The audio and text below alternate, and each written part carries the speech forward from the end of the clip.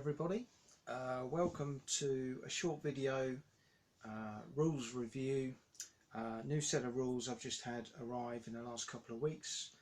I've been having a read through, just thought I'd share my initial thoughts. I haven't had a chance to actually play it yet. Always been a very keen Napoleonic wargamer.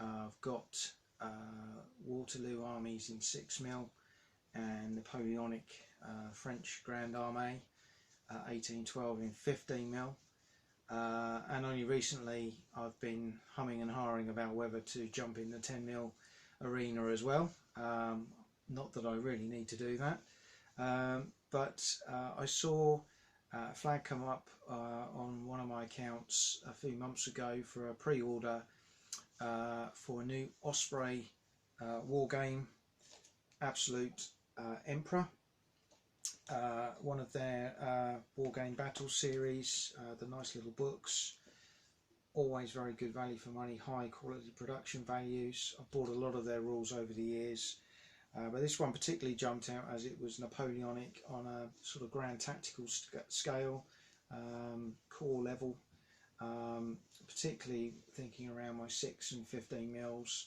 and I was intrigued to find out a bit more. So this is the first rule set, I believe, been published by Boardgames. So I didn't really know what to expect, but the fact that it's always such good value for money, around £10, £10 to £15, what's not to like?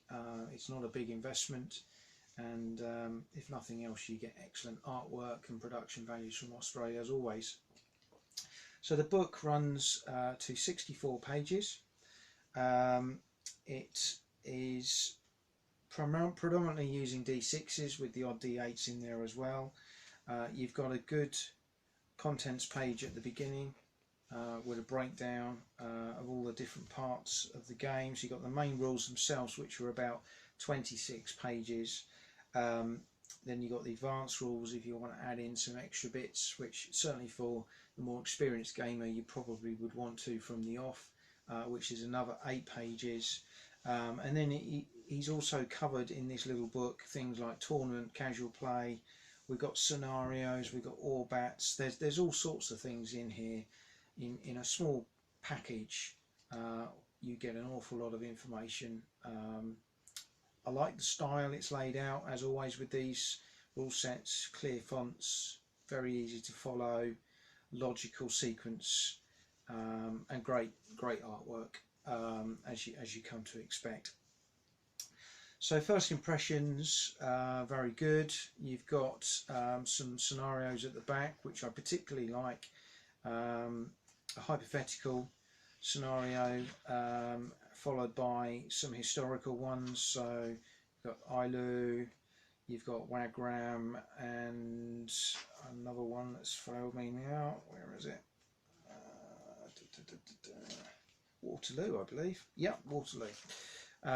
As even a playthrough example in there of one of the scenarios. So there's lots of really good stuff, and again some great map artwork there, Orbats for those scenarios, so it can get you into the game, or if you're new to the game, new to Napoleonics, it gives you a kind of a target really to aim for in terms of building up some forces for the first time.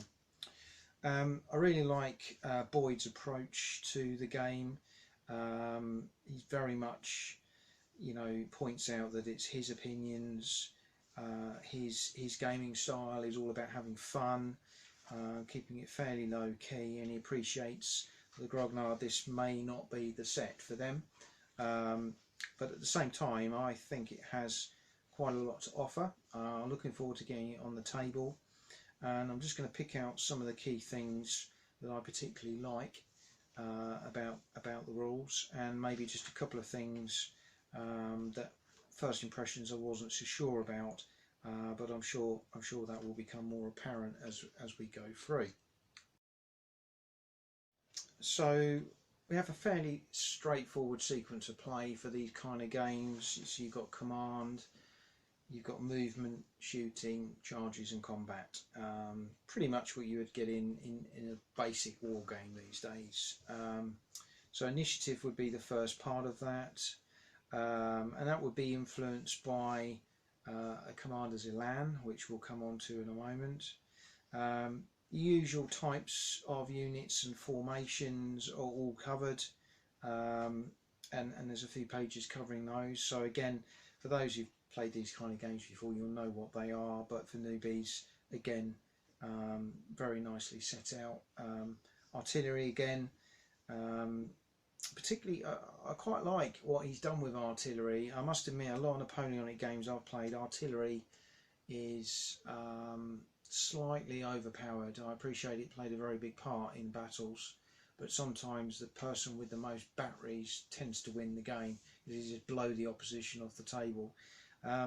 This sort of makes artillery effective, but it's not overpowered, but it becomes more powerful when it's placed into grand batteries, and there are restraints around how you can do that, time periods, and again that's in the advanced rules as well. So artillery I think is more balanced in the overall game effect that it gives. Command and control is great. You're the overall army commander, and your corps and your corps commanders particularly have to set up within 3 foot 36 inches of you. Again, I quite like that kind of scope of command. And your corps commanders will have their own elan rating from 1 to 6. Now there again at the back there's a lovely list of some of the historical commanders with their elan ratings if you want to use them. Of course, if you're building your own scenario, you can do that. And elan is a really big part of the game in terms of what it allows you to do. So it allows you to influence initiative by re-rolling an activation roll, for example, recovering a single unit status up 1 level, changing your orders, or re-rolling an attack in the shooting or combat phase. So your corps commanders can have an influence without a game changing influence on the battle, which I really like. So command and control, certainly on the face of it, looks very interesting. The corps commanders have a zone of control of 8 inches, so your corps will have to be set up with that in mind. In terms of orders, which is the next part under command, so you will allocate a order to your corps commander. You'll have 1 of 4 orders that you can use, and you will allocate that to the corps commander, and then that will be the orders for the corps that he controls, i.e. the divisions under his command. And then you've got your normal sort of movements, etc., and there's various modifiers and things involved in that, terrain, all the usual things again you would expect. I'm not going to go through that in big detail. The one area that I wanted to just talk about was the interaction zone. So the interaction zone is a 4-inch zone around a unit, and you're not allowed to move within 4 inches of that, i.e. within that zone, interaction zone of an enemy unit, unless you're physically going to charge them, engage in combat, etc. And this is all in the author's eyes to represent the other elements of the division facing you, so their skirmish line, their light flank companies, etc., etc. I know that there's been some talk online that's for some people they don't like that. I don't have a problem with that. I think actually at this level of game that works quite well.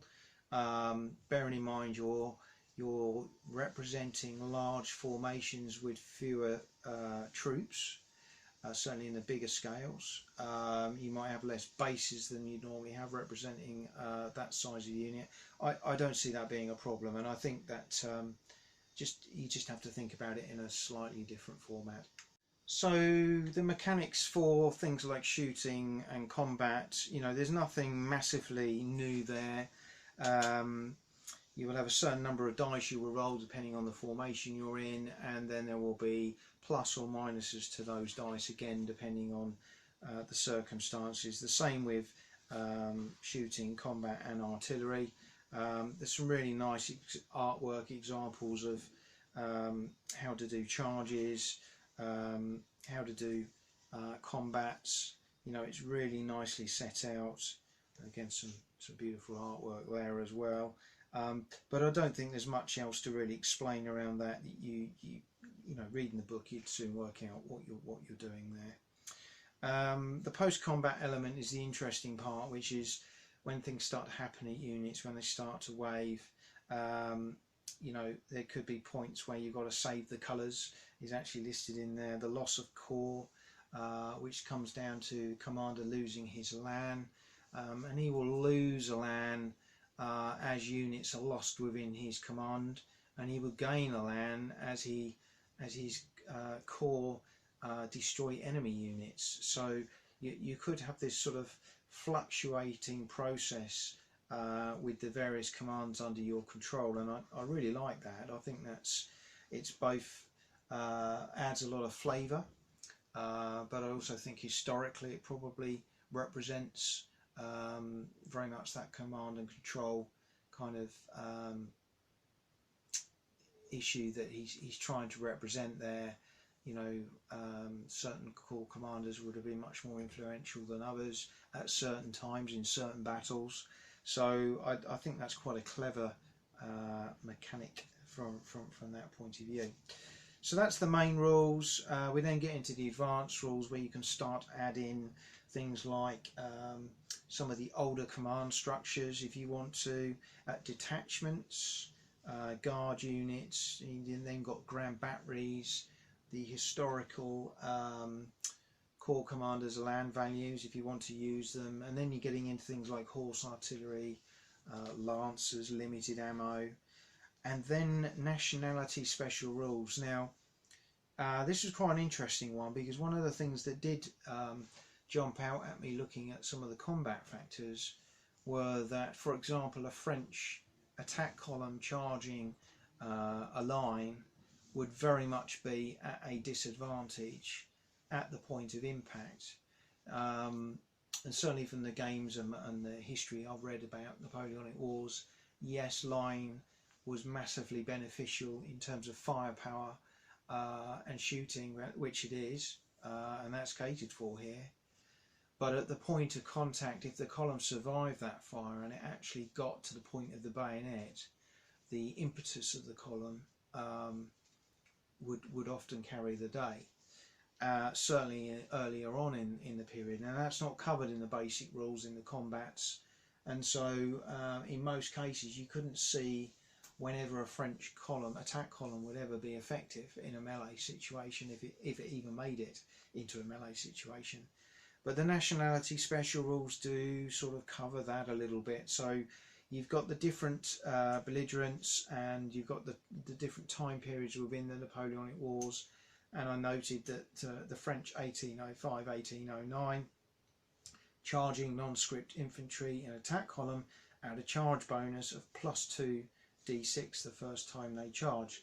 That makes quite a big difference. And again, I think this is just something that you would have to agree between you. You know, gentlemen playing your game, you agree at the outset how you're going to treat that rule. I would have liked to have seen that possibly catered for in the basic rules, but I understand the reasons why the author hasn't done that. So for some, they may or may not like that aspect, but again, I think a bit of common sense prevails from that point of view. Okay. Partial divisions, scaling down, we've got secret deployments, we've got smoke, we've got fire, large divisions. We've even got, coming out of the advanced rules, as I say, tournament and casual play. So you start getting into points lists if you want to go down that route. So the scenarios, wonderful sort of artwork, lovely simplistic keys to represent the maps. Gives you some examples there. Importantly, I think whether you're an experienced gamer or not, you would be able to work out very quickly what you needed and how to set the game up quite quickly as well. I think they're very easy to walk through and see and understand. And they add a lot of flavour to what is a small set of rules. So There's some final notes there from the author at the back as well. But that is my sort of overview really of Absolute Emperor. As I say, I can't confess that I've played that as yet, but my initial impressions are what is not to like for such a cheap set of rules that's produced with great production values. Doesn't take up a lot of space. It's Napoleonic Wars, enough said. If you like Napoleonics, this is one for your shelf. If you like playing with particularly smaller scales with large elements, so you might be representing units on one base or a number of bases, this is scale agnostic. So in a nutshell, you know, whatever your basing system, as long as both sides are the same, it's not a problem. So you haven't got to do rebasing, which the author makes a big point about that. But yeah, I give it a thumbs up. I think there's some really interesting thought processes gone into the game. It won't be for everybody, particularly those who like to bean count and want very detailed rules. This probably won't be for you. But if you just want to be able to get a game on the table for a couple of hours, have a lot of fun with some historical flavour, then well worth a look. So I hope to bring you some more rule reviews going forward. The next one probably will be a Spanish Civil War rule set, which I've purchased recently. I need to have a good read through that. And I also hope to bring you the next Wargamers Whistle Stop, where we'll be covering the letter B. But for now, keep rolling lucky, and I'll see you again next time.